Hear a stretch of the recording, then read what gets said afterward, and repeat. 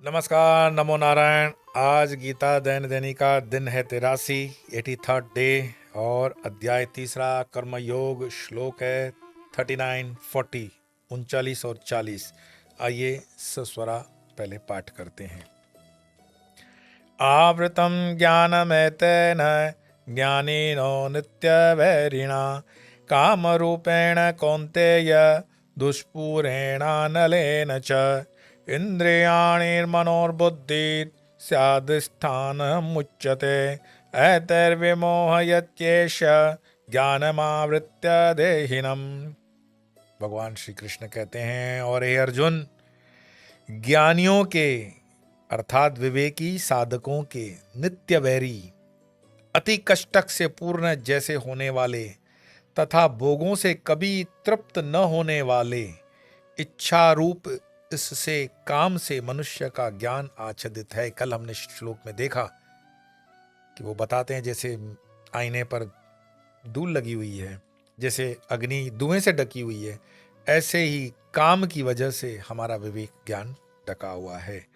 आगे कृष्ण कहते हैं, तथा इंद्रियां, मन और बुद्धि इसके वास स्थान यानी अड्डे कहे जाते हैं।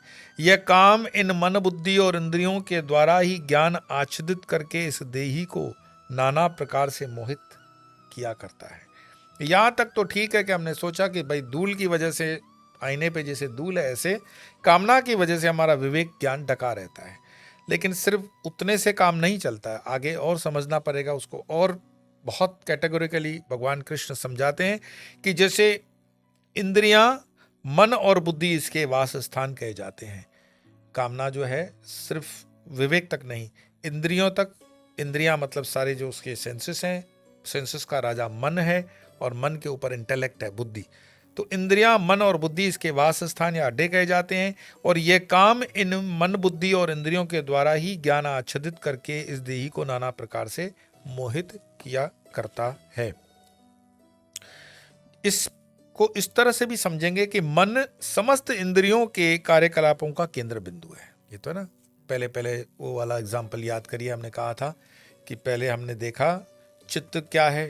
चित्त इज अ कंपोजिशन ऑफ मन, बुद्धि, चित्त, अहंकार। चित्त में ये कंपोनेंट्स आ जाते हैं। और मन इंद्रियों के कार्यकलापों का केंद्र बिंदु है। जब हम दूर देखते हैं कि एक सफ़ेद प्राणी है, 4 टांगों वाला, कूद रहा है, फिर वो आया तो सफ़ेद से लगा, अच्छा ये तो घोड़ा, लास्ट में निश्चय होता है, बुद्धि वो निश्चय कर लेती है। तो पहले हम इमेजिनेशन जो लगाते हैं वो मात्र मन का एक आभास होता है। मन समस्त इंद्रियों के कार्यकलापों का केंद्र बिंदु। अतः जब हम इंद्रिय विषयों के संबंध में सुनते हैं तो मन इंद्रिय तृप्ति के समस्त भावों का आधार बन जाता है।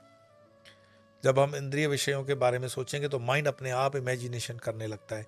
आप एक दिन सोच के देखना कि मैं आने वाले 3 महीनों के अंदर मर्सिडीज गाड़ी लेने वाला हूँ, तो आपको रास्ते पे सारी अपनी चॉइस की मर्सिडीज़ का वो मॉडल दिखना शुरू हो जाएगा।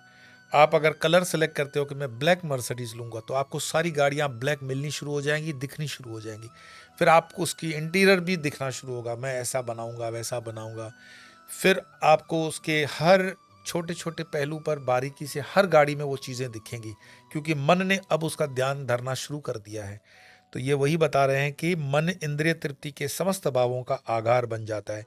और इस तरह मन तथा इंद्रियां काम की शरणस्थली बन जाती हैं। मन और इंद्रियां काम की शरणस्थली बन जाती है। इसके बाद बुद्धि ऐसा काम पूर्ण रुचियों की राजधानी बन जाती है। बुद्धि आत्मा की निकट पड़ोसन है। वैसे सुपर इंटेलेक्ट जो है उसके थ्रू ही माया को काट करके हम सेल्फ रियलाइजेशन की तरफ बढ़ सकते हैं। लेकिन अगर वो इंटेलेक्ट जो है, सुपर इंटेलेक्ट जो हमारा है, अगर वो करप्ट हो जाए, दूषित हो जाए, तो फिर ज्ञान पाना बड़ा मुश्किल है। तो वैसे सदुपयोग हो जाए तो बुद्धि आत्मा के निकट पड़ोसन है।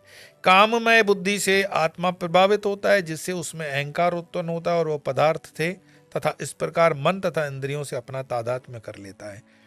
ये बात सही है कि काममय बुद्धि से नुकसान है, लेकिन राममय बुद्धि अगर कर लो तो, जिसे मैंने कहा कि प्रत्येक कार्य को आप कृष्ण अर्पण कर दो, राम अर्पण कर दो, शिव अर्पण कर दो, तो काममय बुद्धि से आत्मा प्रभावित होता है, जिसमें अहंकार उत्पन्न होता है और वो पदार्थ से तथा इस प्रकार मन तथा इंद्रियों से अपना तादात्म्य कर लेता है।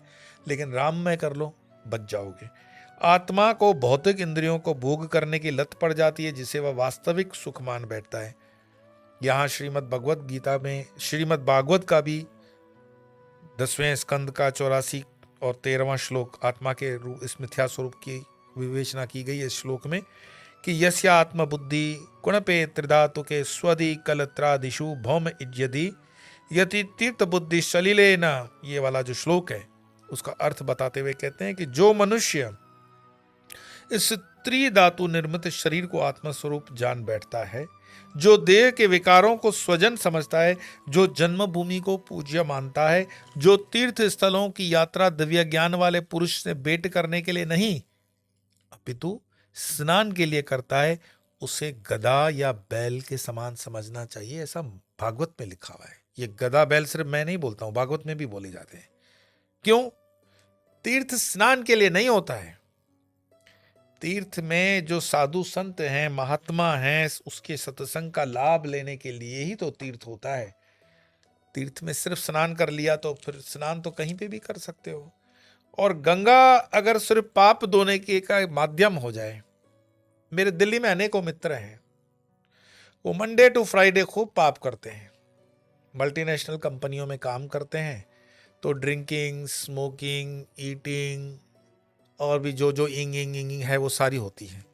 और शनिवार को गाड़ी लेकर के हर हर गंगे हर हर महादेव उसमें डुबकी लगाते। तो मैंने, सर्दी का मौसम था और मैं वैसे भी दुनिया जो तय करती है उस पर मैंने कभी काम नहीं किया। तो उन्होंने कहा स्वामी जी आप डुबकी नहीं लगाएंगे? मैंने कहा नहीं लगाऊंगा, मेरे से ये ठंडा पानी जो है वो अभी बर्दाश्त नहीं होगा। तो बोले आप महात्मा होकर के ऐसी बात कर रहे हो? तो मैंने कहा तुम महात्माओं से बड़े हो, उतारो अपने पाप। तुम्हें लगता है कि गंगा जी पाप लेने के लिए तुम डुबकी लगा रहे हो?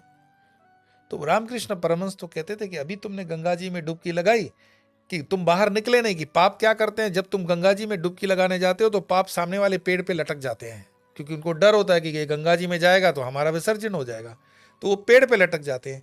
आप गंगा जी में जाते हो, जैसे डुबकी लगा के बाहर आ गए, पेड़ से पाप आ जाते हैं, फिर से चिपक जाते हैं।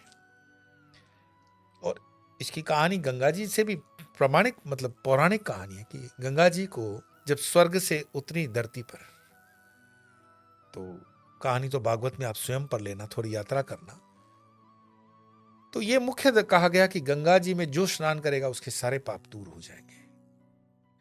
मुझे बताओ, आजकल कोड ऑफ कंडक्ट लगा हुआ है, मैं बोल सकता हूं, इन सारे पार्लियामेंट वालों को गंगा जी में डाल करके दिखाओ तो ईडी सीबीआई का झंझट तो खत्म हो, पाप धुल गए। अगर गंगा पाप धोने में इतना सामर्थ्य रखती है तो सनातन धर्म वालों को तो सोचना चाहिए कि जितने ईडी सीबीआई के अंदर पकड़े हुए उनको गंगा जी में जाकर डुबकी लगा के छोड़ दो, और कोर्ट भी ऐसा वर्डिक्ट दे सकती है। पर ऐसा नहीं होता। व्यवहारिक जगत अलग है, आध्यात्मिक जगत अलग है। तो गंगा जी को कहा गया कि भाई आप तो सबके पाप हरने वाले हो। गंगा जी पहुंची परमात्मा के पास, अपनी रिट पिटिशन लगाई कि ये कैसे होगा, इसमें तो चोर, उच्चेक, बदमाश, नेता, भ्रष्ट सारे लोग आएंगे और अपनी डुबकी लगाएंगे और सारे पाप मुझ में छोड़ देंगे, और सारे पाप अगर मुझ में आ गए तो फिर मेरा क्या होगा, सिर्फ पाप ही ढोते रहूंगी। तो परमात्मा ने कहा कि बात तो सही है, तो कहीं बैलेंस करना पड़ेगा। तो तुम जो पाप लोगी, उन पापों के विषय में तुम्हें ठीक पाप ले लिए तो पुण्य भी चाहिए, तुम्हें बैलेंस शीट टैली करनी है, डेबिट एंड क्रेडिट। तब परमात्मा व्यवस्था देते हैं कि जितने साधु संत गंगा जी में डुबकी लगाएंगे उनके पुण्य तुम्हें मिल जाएंगे। अब ये सुनकर के कोई महात्मा लोग कोई डुबकी लगाना बंद नहीं करेंगे। ये जो सुबह से उठ करके रात तक 20 महात्माओं को टीवी पे देखते हो और गाली गलौज करते हो कि आजकल के साधु तो बस पैसे के पीछे, ये कितने साधु, 50-100 भी नहीं होंगे जो टीवी पे आप देखते हो। बस हिंदुस्तान में 50-100 साधु हैं क्या? लाखों साधु। 4 धाम में जाओ, बद्री, केदार, यमुनोत्री, गंगोत्री, हरिद्वार, ऋषिकेश, जो तपस्या में खुद को तपा रहे हैं। ये 50-100 को छोड़ दो तो बाकी जो गंगा जी में स्नान कर रहे हैं उनके पुण्य गंगा को मिलते हैं। ये 50-100 वालों की जवाबदारी मैं नहीं लेता हूं, ये दुकानदार, इनकी जवाबदारी मेरी नहीं है। लेकिन मेहरबानी कर करके आप हिंदुस्तान के साधु संतों को 50-100 की उस मात्रा से नापो मत। हिंदुस्तान के जो सच्ची के साधे संत हैं वो लाखों की संख्या में आज भी तपस्यारत हैं। और जब कुंभ का मेला हो या कोई विशेष त्योहार हो, तो जब वो डुबकी लगाते हैं गंगा जी में, स्नान करते हैं, चाहे यमुना जी में हो, चाहे त्रिवेणी संगम में हो, चाहे सागर में भी हो, तो वो अपने पुण्य समाज को समर्पित करते हैं। जो साधु संत जो तपस्या में है, कभी आपने सोचा है वो तप कर किसके लिए रहा है? तो आप बोलोगे उसकी अपनी आत्मोन्नति के लिए। तो उसकी जब आत्मोन्नति होगी तो उस समाज को फायदा है कि नहीं है? बिल्कुल है। अरे ऐसे निठल्ले जो ये पान के ये थूके फेंक रहे हो और रमी खेलते रहे हो, उससे अच्छा तो साधु बन जाओ, समाज के लिए उपयोगी हो जाओगे। कम से कम भगवान की उस वाइब्रेशन में कुछ तो ऐड कर रहे हो और गंगा जी के पाप में थोड़ा पुण्य जोड़ रहे हो। तो मुझे लगता है कि भगवान कृष्ण जो कह रहे हैं कि इंद्रियां, मन, बुद्धि इसके स्थान अड्डे कहे जाते हैं, और ये काम मन, बुद्धि और इंद्रियों के द्वारा ज्ञान आच्छादित करके इसी देही को नाना प्रकार से मोहित किया करता है। लेकिन उसी बुद्धि को अगर हम सुपर इंटेलेक्ट को हमने ऊंचा उठा लिया, विवेक की बुद्धि, क्या करना चाहिए, क्या नहीं करना चाहिए, क्यों करना चाहिए, कैसा करना चाहिए, कब तक करना चाहिए, यही तो विवेक है।